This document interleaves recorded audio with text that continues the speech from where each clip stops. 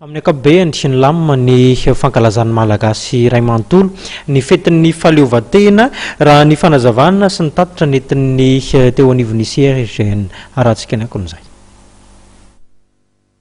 Mizotra tao anaty filaminana amin'ny fankalazana amin'ny fahadimy taona niverena amin'ny fahaleovantena.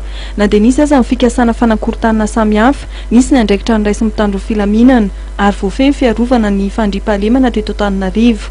Na ny andro ny 20 Jona nisy ny afomanga teny Farina Nosy, na ny teny amin'ny Kianjaben'ny Mahamasina, tsy misy ny trangana nelingelin'ny filaminana, hoy ny Jeneraly Rakotomahana Florence, commande ny fiarom-padidiny ny Zandarimariam-pirenena eto Analamanga.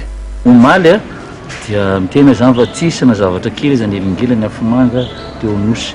Raha teto amin'ny faritanana Antananarivo dia tsisy misy incident na kely aza.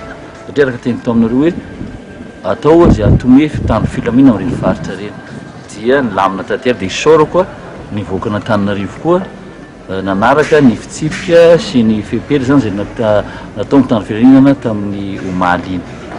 Dia ny androany moa izany dia vao mainka amafisina tamin'ny alohan'ny défilé nandritra ny matso.